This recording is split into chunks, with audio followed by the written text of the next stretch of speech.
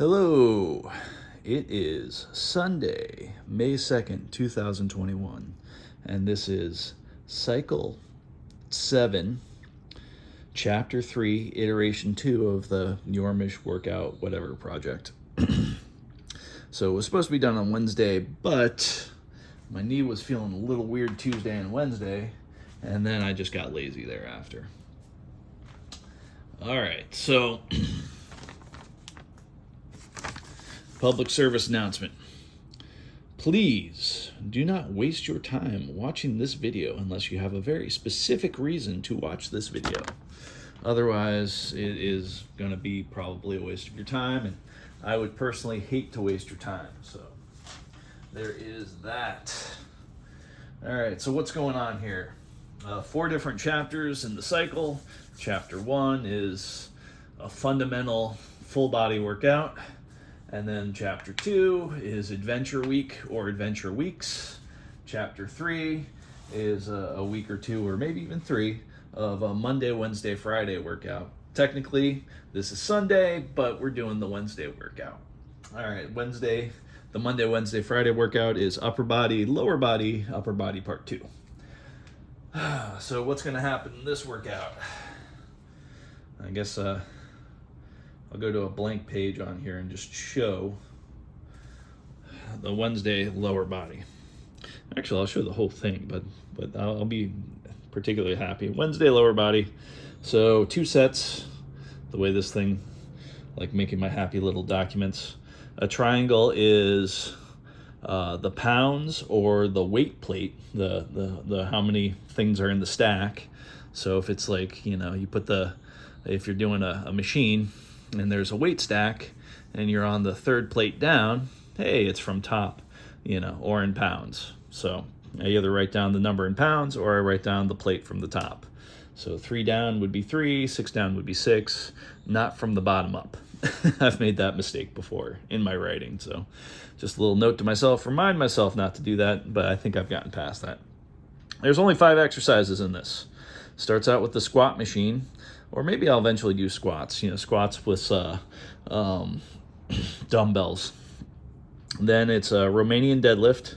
The way it's set up here is the triangle is the weight, and the blue square is the repetitions. So it's 2 sets. So there's 2 sets right there. Leg extension. Let's see here. Leg extension is the next.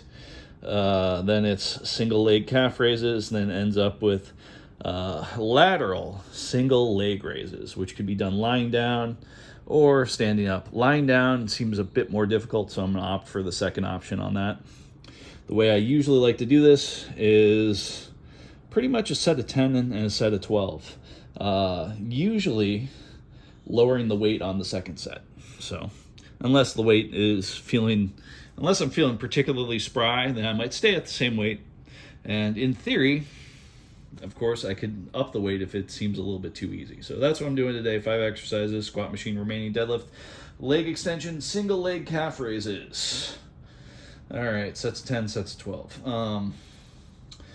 Other than that, let's go through the whole thing just so I can clarify myself and get really good at possibly explaining this. All right, so the Monday workout is upper body. You got shoulder machine or shoulder press, lat pull downs, the tricep medley, which is 1 set of dips, 1 set of tricep kickbacks, 1 set of skull crushers.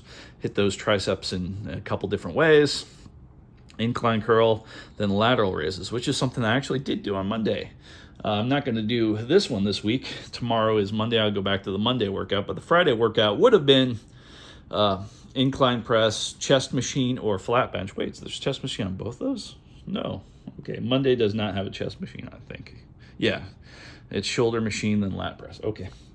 So the way the Friday goes is incline press, chest machine, lat push downs, which is totally different. That's done from a standing position as opposed to lat pull downs, which are done from a sitting position.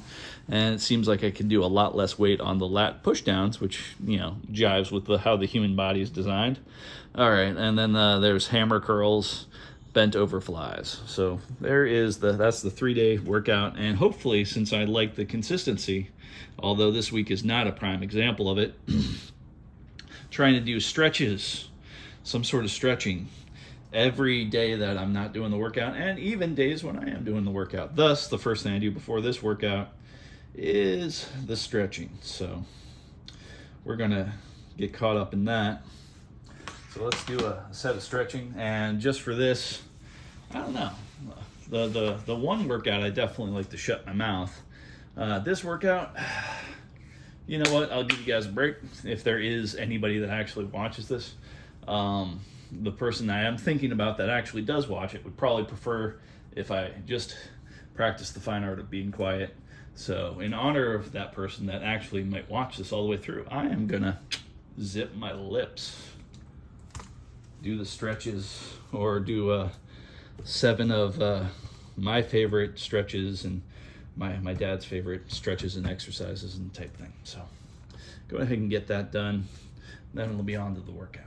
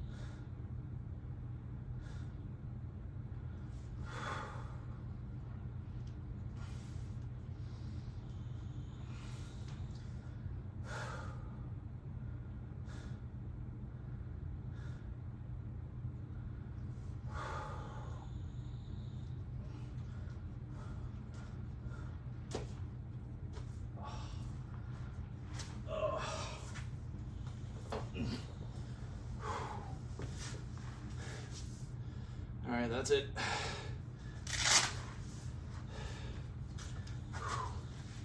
I didn't quite go strictly to the script that was written down, but basically I got it done.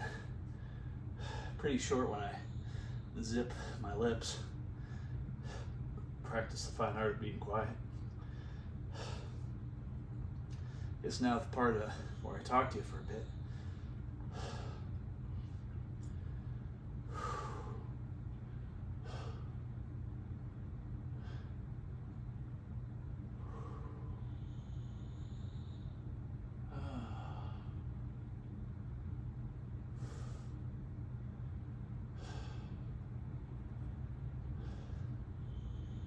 A little concerned about a buddy of mine that usually keeps in contact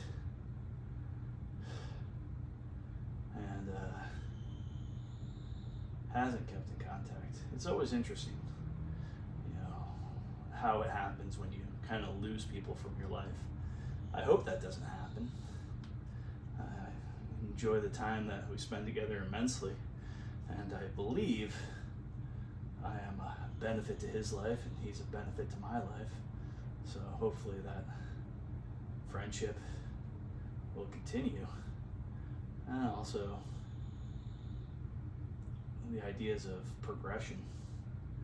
I think we both push each other to progress as human beings on certain levels. And it's always a gentle push as far as I know. But yeah, big concerned, because when you're used to hearing from someone almost daily, then you don't hear from them. And at the same time, another buddy of mine found out about some of my past associations, I guess. And I told him about it. He's interested in some new line of work, and he was going to use me as a reference. I was like, well, they might have me on file for X, Y, and Z, and that might not help you. That might not be the best reference. So it's like, okay.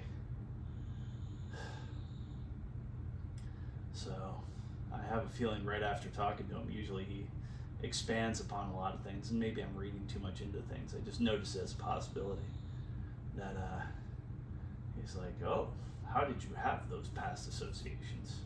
It's like, I didn't even know, man. Nah, nobody knew. And then it came out in the light that it was a possibility, and that was kind of scary. But yeah, I think human judgment is an interesting thing, and maybe I have been judged and been found wanting. So might not hear from him again. I think it all depends. I think it depends upon how busy he makes himself. I think a big part of it is if he chooses to relax a little bit on a moment, hopefully I'll still be available as in his mind as one of those people to call. Hey, I have a genuinely interesting moment to lay back and gather my thoughts and enter a quality conversation. I love the concept of a quality conversation. It's kind of sad with certain people, new friends, I guess.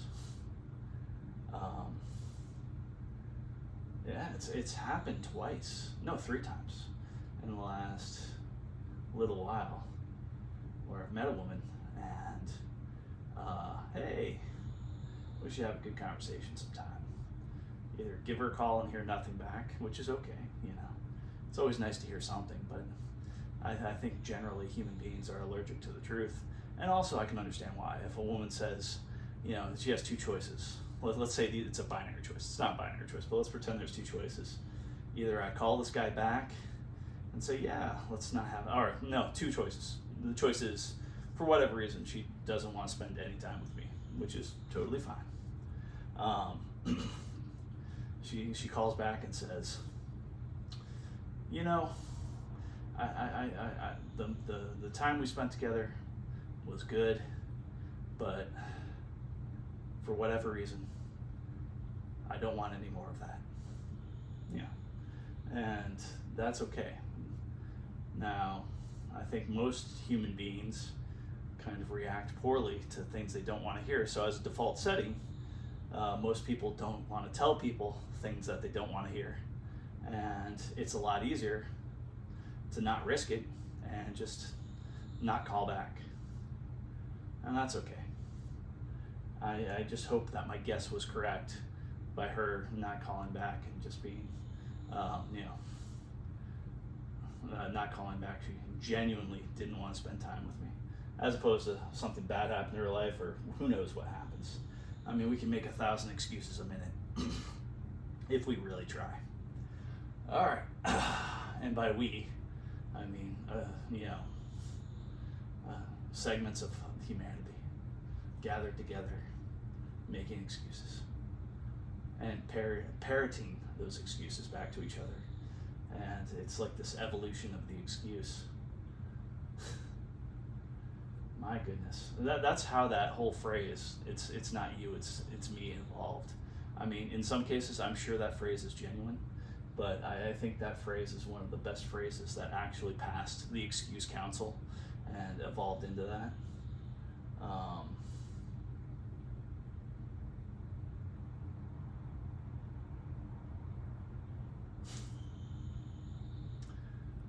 Then the other two cases within the last recent bit of time was me just trying to be polite. And with certain people I don't know, I don't have some sort of, standard heuristic for contacting them.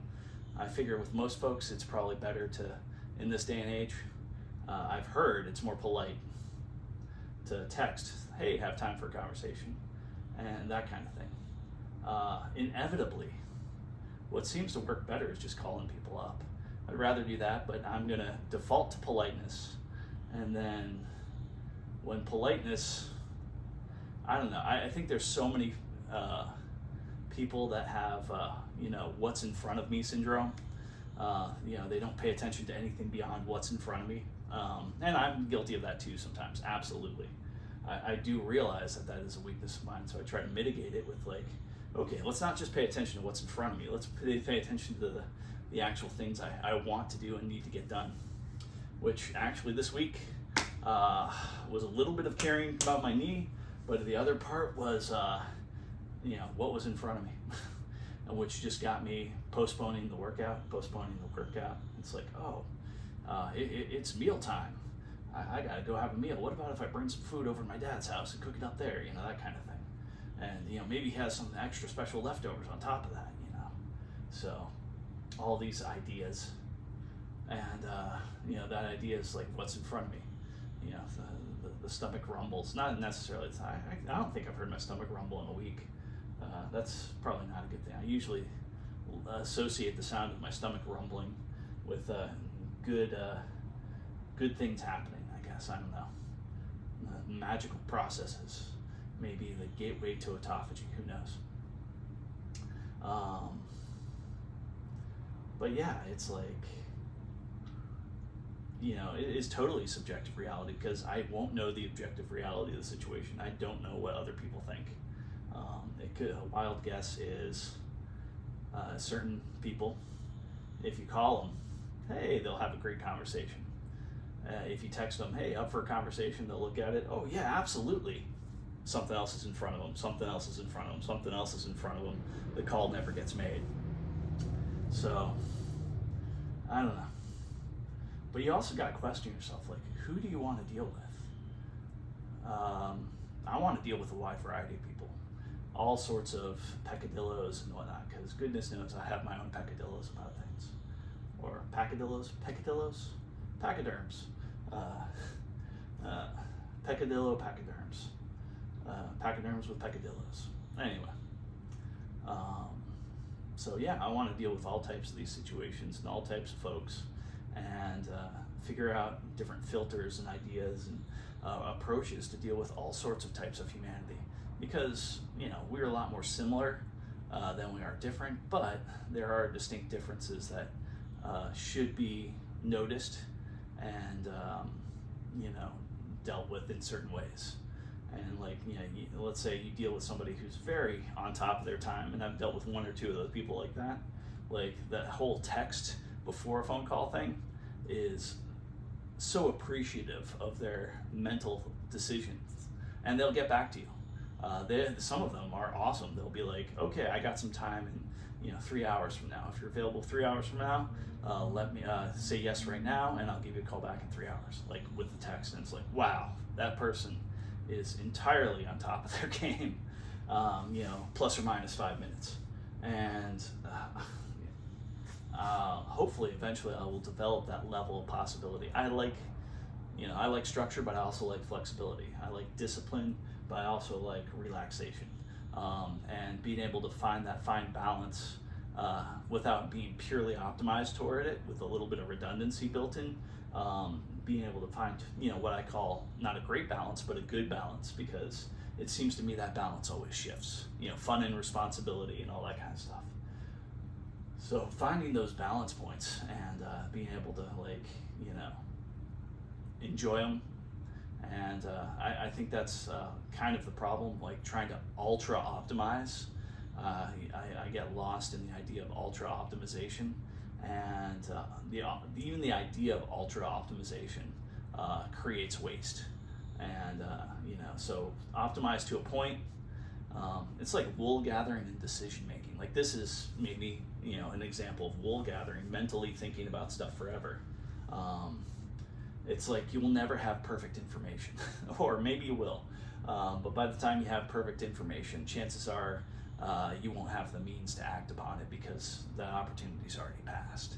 So a little bit of redundancy towards a relaxed value of life, but also a little bit of optimization towards the structured value of life.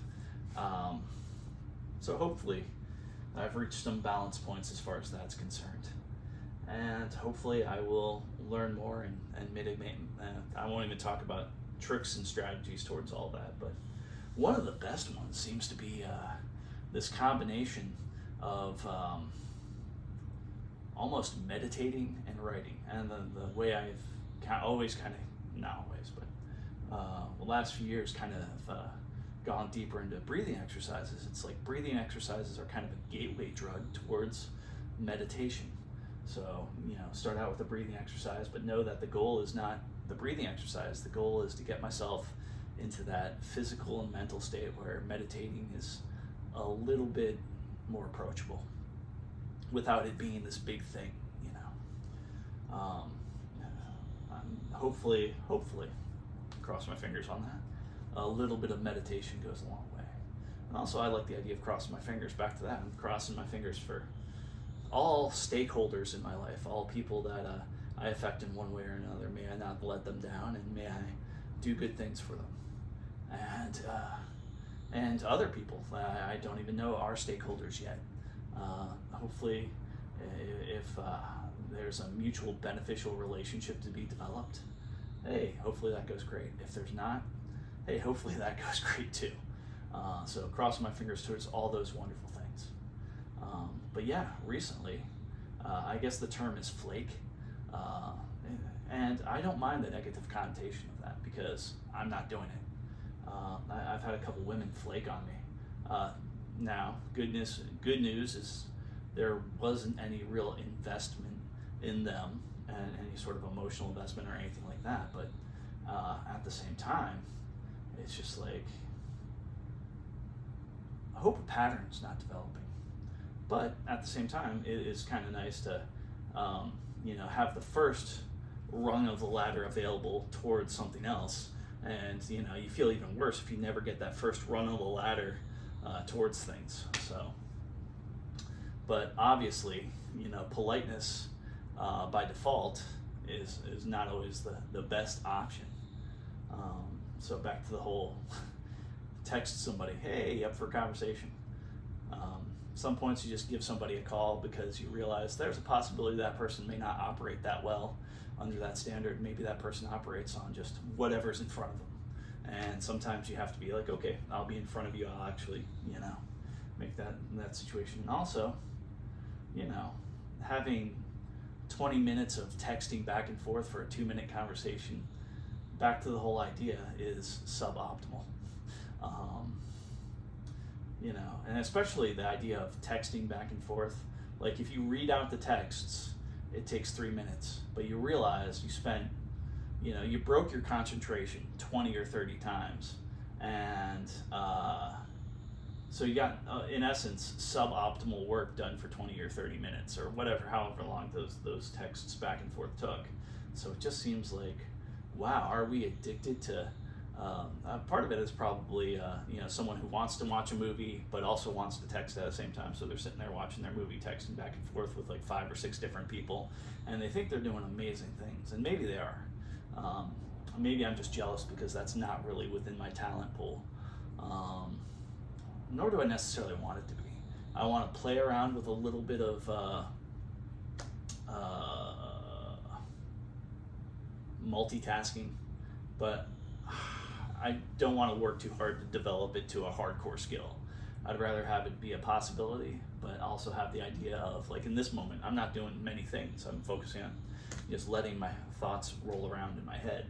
Now, multitasking, I guess, is do suboptimal stretching. So this is not optimal stretching. I'm not doing the best job I can stretching, but it's getting done. And feels actually a great idea. My legs kind of need it right now. It feels, they feel happy to be stretched. Or at least this one does in this moment. We'll see how the left leg reacts to the stretching in a moment. But the one thing I noticed is my thoughts came a little less fluidly because of the stretch. And that's the wonderful of your body, your physiology, is certain times, if you don't want to think certain thoughts, get something going on in your body, and it is harder to think those certain thoughts. So if you're feeling sad and you're fixating on a rejection or something, movement, a little bit of movement. Take a walk around the block, whatever it is. And I've played that strategy possibly a little too much in my life, but I still like it. Yeah, suboptimal stretching, not really trying too hard, enjoying the fact that there is gravity, and I'm letting gravity do a little bit of the work. The more I lean, the more that gravity really kind of affects it. If I bend my leg and lean a lot, I kind of like the idea of keeping it basically straight, with a little bit of bend that pops up on the tension points, but still kind of good.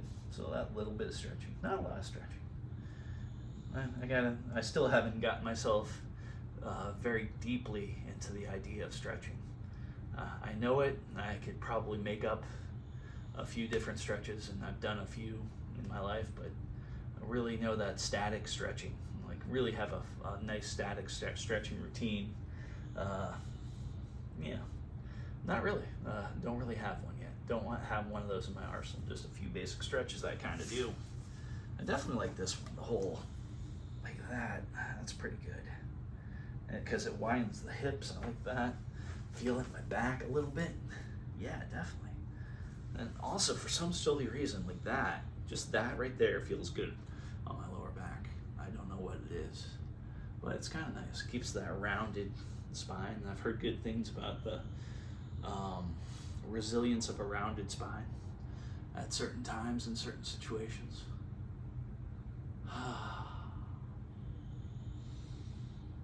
But once I get into a position like this, it's, I can be a little bit more fluid in my thoughts and in my words. Hopefully my thoughts reflect my words. It's not always the case. Sometimes things come out wrong. I catch myself saying a word repeatedly, almost to the point where it takes away from the gravity of what I'm saying. And that's not good. Back to the whole, not even back to it because I haven't gone to it yet, but there is this concept. It's not about what you say, it's about how you say it. I think that's pretty on the nose sometimes. Pretty important sometimes. Also, a fun factor I've been playing around with is saying a colloquialism, and also for someone that doesn't have English as their first language, saying the explanation of the colloquialism a little bit afterwards. I don't always do that, but it's nice to be able to say the colloquialism and explain the colloquialism, because I have a few strange colloquialisms. One of my favorites is one I heard my grandfather say, and I hope I'm not making this up. I hope I really remember what he said or didn't mishear him. That's a distinct possibility. And one of the things I should probably do is look at this thing up and to see if it's on the internet somewhere as a colloquialism. But what it is that is about as weird as a cow pissing on a flat rock. Or maybe it was, that sounds as weird as a cow pissing on a flat rock. Or I like that is about as weird. And what I love about that phrase is because I didn't get it at first. And then I realized it's meta. It's in with itself. It's not weird until you think about, does that sound weird?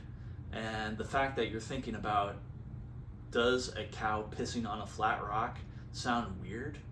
Versus just pissing on grass or on soil or on a round rock. Like, what's the difference? And the fact you're thinking about that's weird. So it doesn't seem weird on the surface until you think about it, and then that thought loop gets you into all sorts of weirdness. And yeah, that's about as weird as a cow pissing on a flat rock. Oh man, good colloquialism. Funny, a little bit gross, and of course my humor is, some people might say, is a little bit gross. Some people say it's terrifyingly, horribly disgusting, and I would agree with both those people. Sometimes it is, and yeah, I've been known to tell jokes that are just off color and terrible, and sadly I only really have one racist joke. I know that's all the rage now. All the 12-year-old boys are doing it. But like, you ready for my racist joke? How does every racist joke start?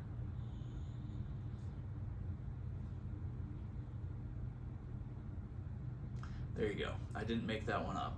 I heard that one, or heard and saw that one, because what you see is the punchline. You don't hear the punchline. Years and years ago, and I loved it so much. I was like, that is the perfect, in a list of my mind of like jokes that have perfectly affected me. That is one of those jokes, and it's just great on so many levels.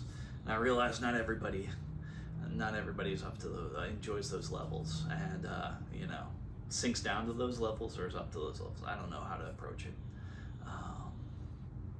Yeah, there's an right there, a big long and an and a double and maybe a triple and. So having more control over my words, I think, is pretty important. Being able to say things in a certain distinct fashion. There's an ah.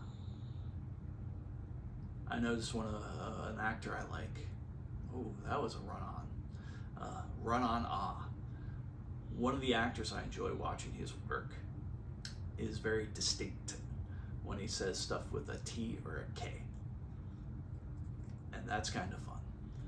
It's a nice thing to roll into my vocabulary every now and then. And sometimes stopping myself before I say words like vocabulary.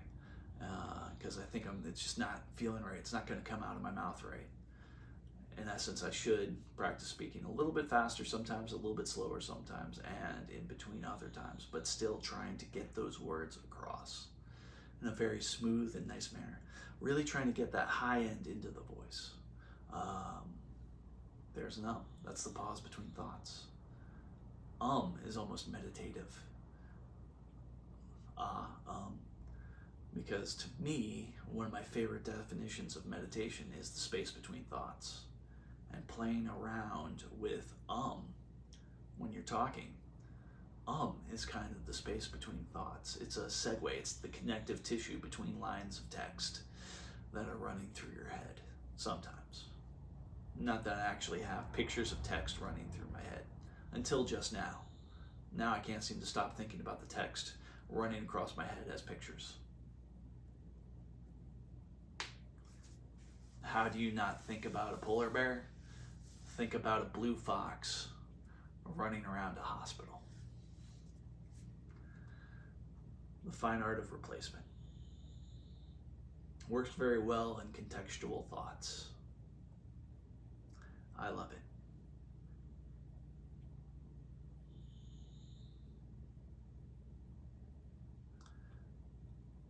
That's probably about enough of that.